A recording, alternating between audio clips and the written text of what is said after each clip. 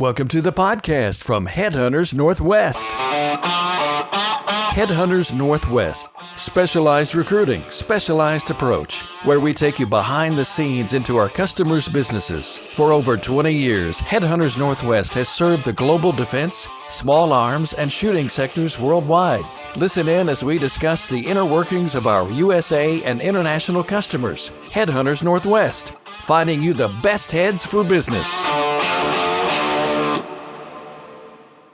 Okay. Hi, everybody. This is Shaylene Kiner with Headhunters Northwest. And right before I hit record on this podcast, we're sitting here laughing and I'm thinking, oh my gosh, I'm never going to get through this podcast with Roy without just probably getting a Kleenex out and dabbing my eyes laughing, because every time I see Roy, it makes me smile. So welcome, Roy Hill, to the podcast. What a very special treat, really, to have you. Thank you. And thank you so much for having me on.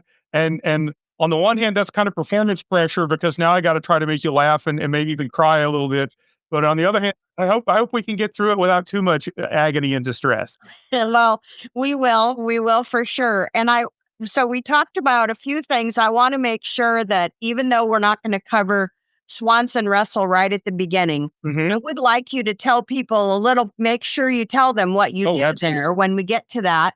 Yes, ma'am. And let's talk a little bit about how you got into the industry, because I do want to cover SOWW as well.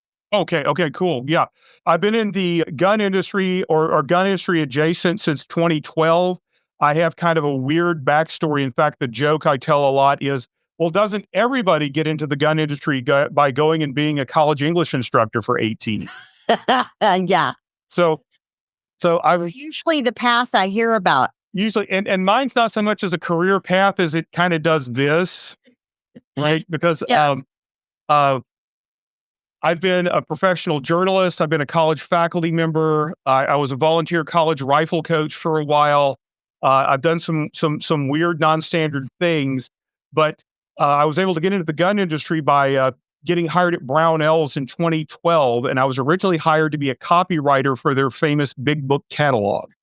But oh my gosh. Yes. So I didn't know that.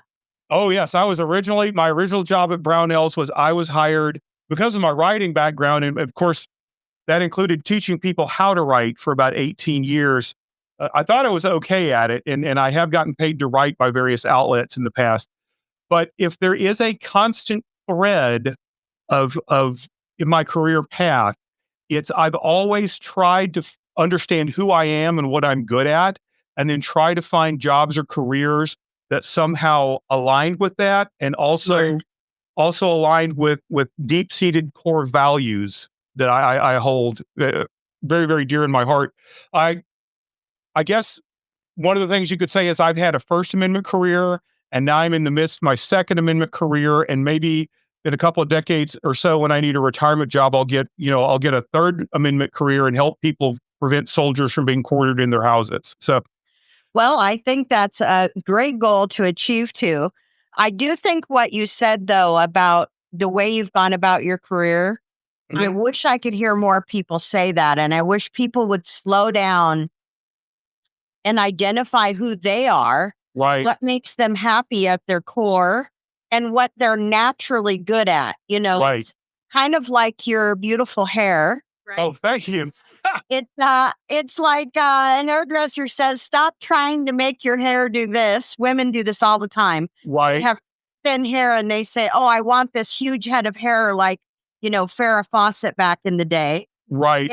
And they can't make it happen. And I think careers are the same way. And you're the first person, I'm just sure of it, you're the first person I've ever heard say that and self-identify and be aware of that. I think that's so important. Right. And I tried to be aware of that at a fairly young age. I had the fortunate experience of going to way back when in the misty time period around the Pleistocene era, it feels like. But I actually went to a summer thing in Arkansas for high school students called Arkansas Governor School. And one of the things that we were exposed to at the time was the Myers-Briggs personality assessment. Now I know that there's been some controversy in the last several years about how accurate it is or if it's even valid. And I've since taken others, But that having that experience of filling out a diagnostic thing to find out, well, who am I? What do I like? What's my style? That's really helped guide me. Not necessarily what my Myers-Briggs score was, but for example, in when I was an undergraduate in college at the University of Arkansas, I did maybe 5 or 6 major changes Wow. in my first year and a half. And then I wound up traveling down the dark, twisted road to perdition called majoring in English, because I realized that out of all the classes I took, I enjoyed my English classes the best.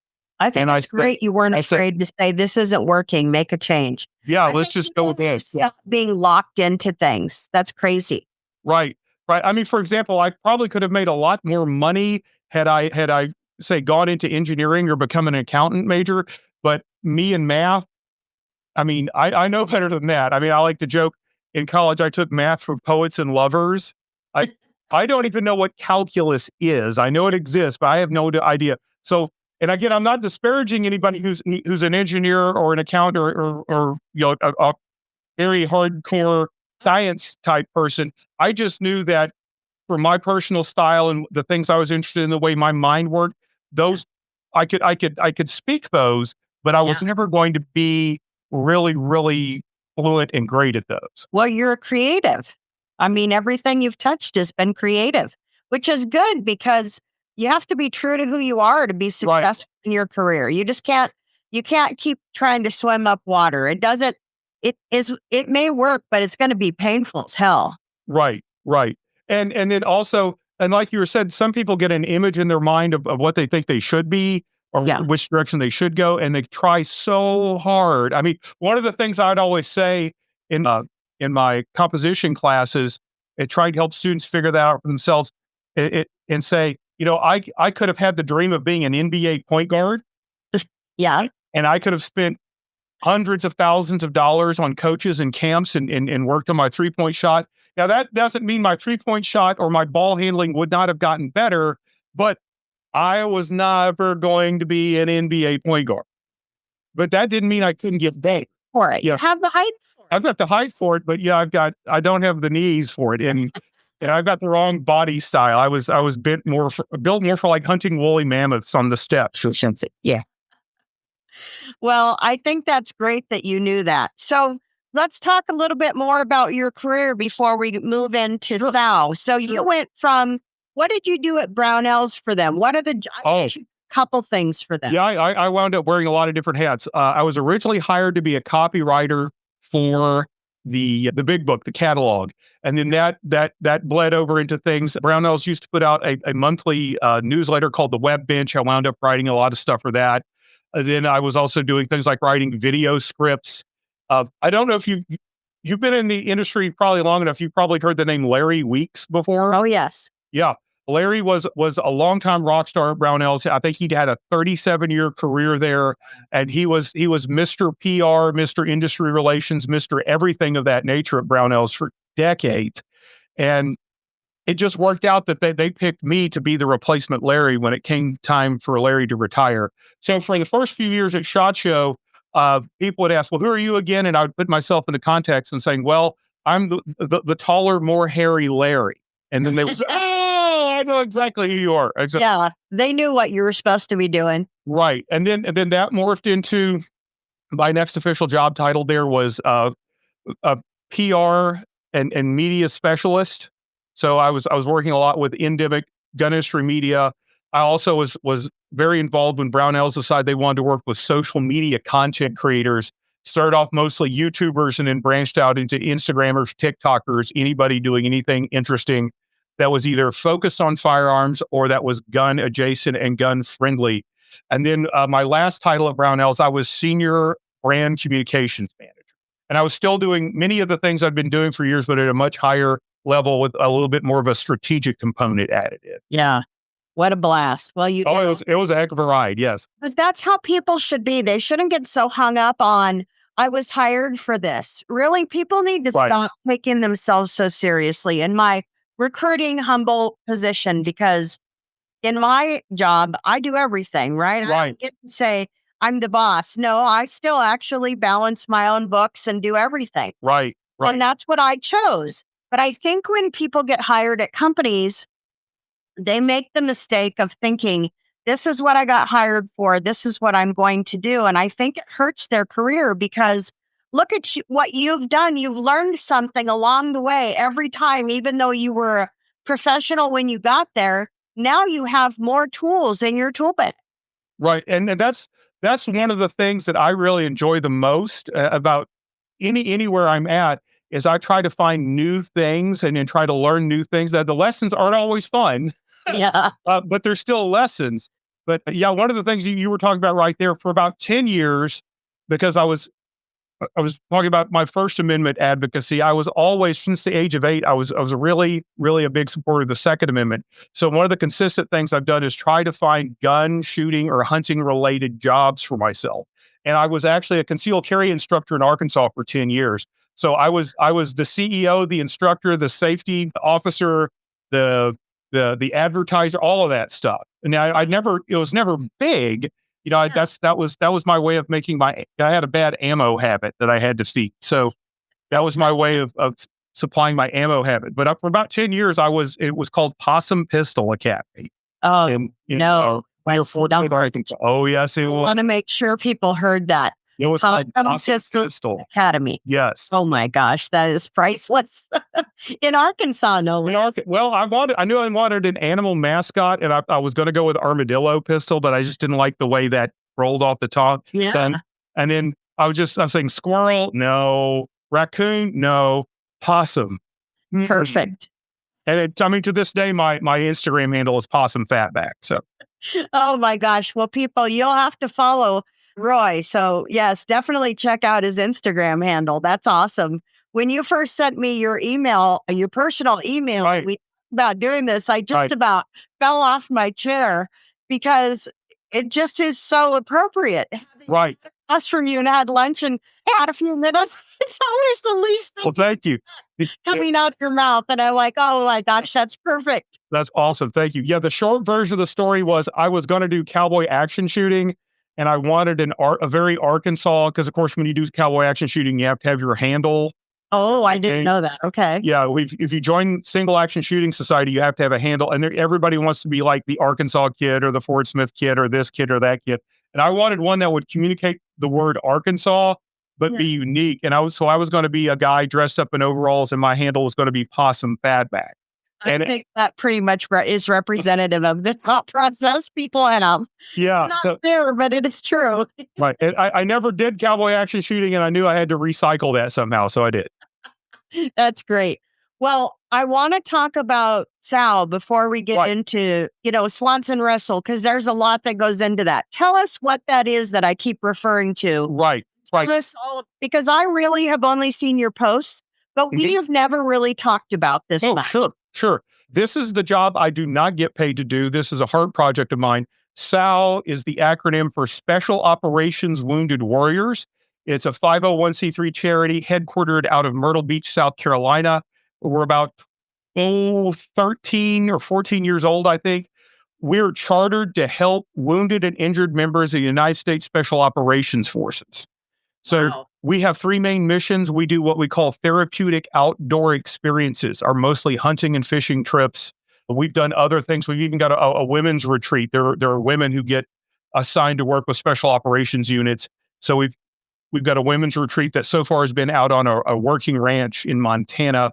We just finished up our signature outdoor experience, 3rd week in February. It's called Taking Bacon. I've been going to Taking Bacon since 2016. It's a feral hog hunt. On the border of South Carolina and North Carolina. So we do therapeutic outdoor experiences. We do what is called operator reset, when we bring a collection of operators together in a residential setting, and they have for a week access to therapists, clinicians, and experts to give them whatever help they need. And then the thing that our most visible program is our canine service dog donation program. We work with a great company out of Canada called Baden Canine. And based on how many donations we can secure throughout the year, we can give away a certain number of highly trained, amazing service dogs. Wow, that's really special.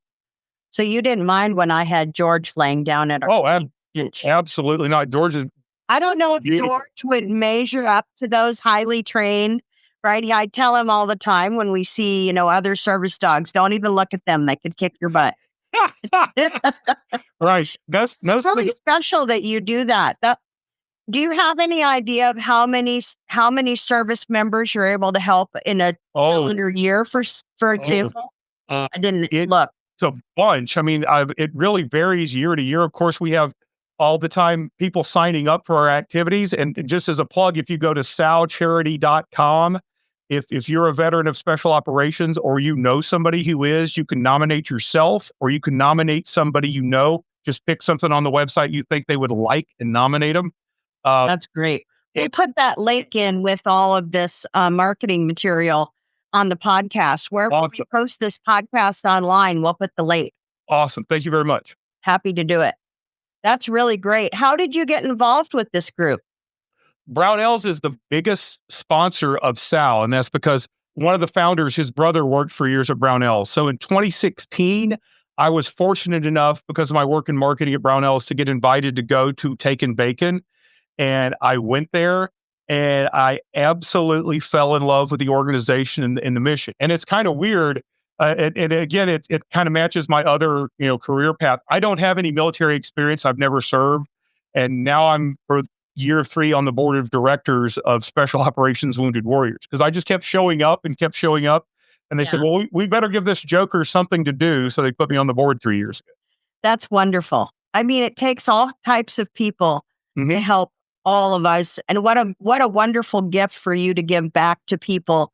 And the fact that you weren't a part of the military, I think really is even more of a commitment. That's really special. Thank you for doing that. Well, thank you for that. And it's just my honor and privilege to give back to those folks. Some of the people I've gotten to know over the years, it's just amazing and astounding, their personal stories and the things they've gone through and the things they've experienced. And Taken Bacon, to this day, I just got back from my 10th in a row, and it's just about the best thing I get to do all year long. I am 100% sure if I was in a room filled with heroes like that, I would need a box of Kleenex because I would just weep. I have trouble controlling myself at SHOT Show because, you're amongst so many real life heroes. Right. And it's so humbling. I don't even know how to even verbalize thank you. Right. And I've felt that many times, and just some of the folks I've met, some of the things I've seen happen, it's just absolutely humbling and astounding and incredible. But yeah, that's why I have to go back. Yeah. That's really great. Thank you for bringing that up, and thank you for making us all aware of that. We'll definitely put the link in there. I encourage people to contribute, look it up, see what you can do to help out. There's a lot of hands out and a lot of things, but it's tough to say something's more important than supporting our veterans. It's tough. Yep. Okay, let's talk about Swanson Russell. Right. I bet they'd like to know that you work there. Oh, yeah. I've been fortunate enough. I'm well into my second year there. I'm with Swanson Russell, which is headquartered in Lincoln, Nebraska, and also has offices in Omaha. What we like to say at Swanson Russell is we're the best agency in America for brands that work and play outdoors.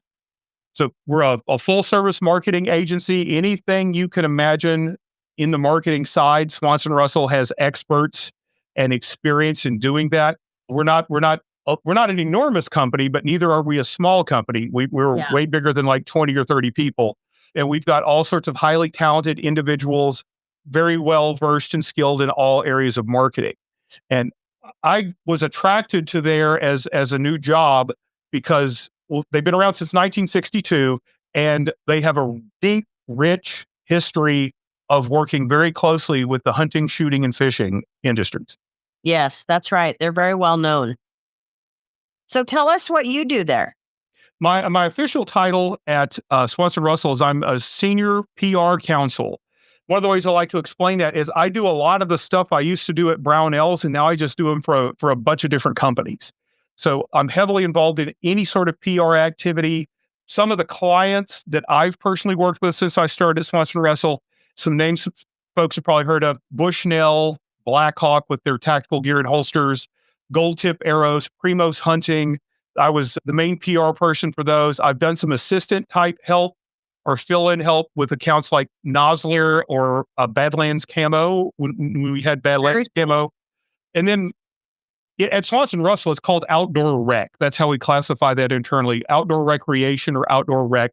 A lot of classic legacy brands have been Swanson Russell clients in the past or are currently. I mean, some other names that for past clients include companies like SIG, Kimber, Weatherby, or Leupold. We're over on the fishing space. We do a lot of work with Minn Kota, Hummingbird's client, and then we've also companies like G. Loomis Rods. So any company that works or plays outdoors, we've got folks with expertise who can really help with marketing. That's phenomenal. So just being able to count on one firm for everything there's a point where you really need that. Hey. You know, maybe people think they're going to save money going a little bit here and there, but it comes a point where you have so much activity that you really need that messaging to remain consistent. And it would be hard to get consistent messaging with too many fractured areas, I would think. Well, I agree. There's a lot of validity to that. I also know that several of our clients, they hire us for one thing and maybe somebody else for something else. So we see both ways. Yeah. But yeah, Swanson Russell is very, very capable and has lots of highly talented folks. For me personally, one of the areas that I've been learning a lot in is one of my non-HUD shoot clients I do a lot of work with is Site One Landscape Supply, which is the country's biggest supply house for equipment, tools, and agronomics for professional landscapers or other businesses operating in the green industry space. Very cool. Well, I think anything that you can learn in a new area, because you're going to take the same skills and you're either hungry to learn information and thirsty for knowledge or you're not. And it doesn't matter what the industry is, in my opinion. But look, you can take that and apply it to anything. And there's a lot of overlap I've found because I've been working with Site One for almost 2 years now. Because a lot of the folks in that industry or who are landscape professionals themselves, on the weekend, they want to go hunting, shooting, and fishing. Yeah, that's so probably... There's already a whole lot of overlap. For example, I've been to 2 of them now. It's called the Equip Expo in Louisville, Kentucky. It's like the SHOT Show of the landscape industry, but it's even actually quite a bit bigger than SHOT Show. It's absolutely enormous. Yeah. How much fun. That's it's all things outdoors, and how can you go wrong there? Right. Now, if someone says, I really want to know what PR people do, or they really want to be in PR, because everything you've done kind of surrounds that. Right. How would you tell someone, here's why this is a great career, and here's what I would do to prepare for that, or that's how I would network? Right. At its heart, public relations is the science and art, and I would say in a lot of cases a lot more art than science, but certainly science involved, of sending messages to key publics. And that's why it's called public relations. And whenever you're talking about an organization's publics, that can include customers, suppliers, vendors, shareholders, if you've got a publicly traded company. It can include the employees. It can include certain segments inside a company or organization. It even include like an organization's or a company's competitors. But any group of people that you need to send messages to for whatever various purposes, that's going to be certainly involved in PR. Some of the basic skills I would say to focus on if you wanted to do that. And again, I'm kind of like the accidental PR practitioner. Yes, but you have skill sets that you say, that helped me get there, this helped me get there. Right. The ability to write, absolutely the ability to write. I write all sorts of different types of communications pieces. The ability to network and meet different people and be able to meet different people at wherever they are in whatever circumstance they are, and to be able to communicate effectively. And then the ability to make connections with people, because a whole lot of PR is also making connections with folks, whether that be, thinking in my case, the various media writers or podcast host, example here. I'm really just a recruiter. I'm just pretending. Why, there you go. But hey, claim that podcast host. Heck yeah. I forget about that sometimes. Yeah. Or whoever it is, making connections, networking, and being able to communicate both written and spoken. And I think, how do you feel like the how do people learn good communication skills?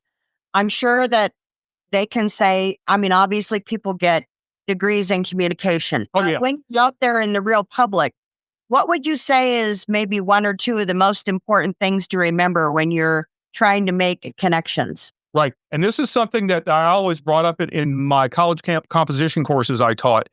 You can have the best idea in the world for a message, but if you don't package it in a way that it affects your target audience in the way you intend them to, you might as well not have a message at all. You can have a great message, but if you're not thinking about audience and purpose, you're not thinking in a way that's going to be very effective. On the other hand, and I'm not going to necessarily point at any or make fun of any real world examples, but you can think of examples of anybody listening to this podcast can think of examples of a group or an organization or even a person, politicians. Did I just say that? Who have absolutely nothing to say, but because of the effectiveness with which they think about audience and purpose and their ability to reach specific audiences for specific purposes are seen as great communicators or amazing orators or amazing writers. And you can do both. You can not have either one, or you can do both. And ideally, you want to have both. But I think the most important thing, absolutely develop your skills in writing and speaking and read as much and study as much and practice as much as possible. But I think the real artistry, I think, comes in is always keeping in mind your audience, who you're trying to reach specifically, and then your purpose, and that's why you're trying to reach it. That's good advice. I'm even going to try to remember that. I don't know. It's tough. I can see where the science comes in because I can't even imagine how PR people can even come up with stuff to say some of the time. Not you guys, but those other people that start with the P. Tell me. You're always thinking about audience and purpose. Yeah. Yeah. Has there ever been a time where you made a mistake in a PR role and you couldn't reach in and take it back? Certainly those things have happened throughout my career. But the way to recover from that is to understand what happened, figure out how to ameliorate or prevent it in the future, and then just be authentic and transparent. So how do you I've made some mistakes where I accidentally didn't catch someone's spelling name. Oh, yeah. Yeah. Oh, thank goodness for you guys to tell me. My blessed friends in the industry sending me a quick text message. Hey, Shaylene, right. You spelled so-and-so's name wrong. And I wish they would have just said, hey, idiot, because that's how I felt. Right. When you catch something like that, once it's in the wire, you can't undo it. If it's in the outdoor wires and it's printed, you're done. Yeah, right. It's out there. But then you've got to be like, to use the sports analogy, you got to be like an NFL defensive back. You're going to get burned for an 80-yard touchdown. You got to come back the next play. You got to forget that and come right back. Or you're going to get burned for another. You got to just go, you just got to keep going. That sucks. I'm going to have to remember to look more carefully at that. Yeah. I can't imagine. That's a lot of pressure, the job you have. Oh, yeah. Yeah. Before I send a press release, I read it and then reread it and then reread it. And then because I've read it so many times, my brain thinks it knows what's supposed to be in there. So I will see words that aren't in there, or there'll be a misspelling, but my brain sees. So that's why I always, if at all possible, I have somebody else read it. Yeah. Because inevitably somebody catches something. In fact, lots of times I'm kind of reluctant to hit send until I found that one thing I know that's in there. And then I go, okay, I found it. That's it. I can send it. You would think after all these years there would be nothing, but it's inevitable, I suppose. Right. Wow. Well, I want my earpiece down. Sorry about that. That's all right. Speaking of mistake. You can't have any on this podcast. We're just all about being real. Just keep going. Yep. Well, I really appreciate you taking this time. And honestly, I think we could talk for an hour. Oh, hey, easy. Easily. And I can't wait to see you again. You're, easy to not miss in any environment. Right. Person, and you're the tall person. Right. I'm the cause of local outbreaks of Sasquatch sighting. Yes. Yeah. I just think you're such a gem for our industry. And I think we all need to remember not to take ourselves too seriously and smile and have fun. And you're so approachable. it's so easy to see why you're so successful at what you do. Thank you Just very you much. always have a story or a smile or, anything. And I think that's got to be a very important part of being successful as a person in communications. Thank you, and I'm very fortunate to get to do what I do. Well, good. Well, the industry's lucky to have you, and the landscape industry too. All right. So if you want to reach out to Roy Hill, you can find him on LinkedIn for sure, and at Swanson Russell also. I would encourage you to talk to him about any ideas you have about marketing, because he would be my go-to for sure. We'll put the link so you can also find more information out there. I really appreciate it, Roy. Thank you for being on the Headhunters Northwest podcast, and we will talk to you listeners again soon. Thank you very much. Thanks for listening to this episode of the Headhunters Northwest podcast. Specialized recruiting, specialized approach. You can reach out at headhuntersnw.com or call 605-600-1709. Join us again next week as we look behind the curtain into the global defense, small arms, and shooting sectors. Headhunters Northwest, finding you the best heads for business.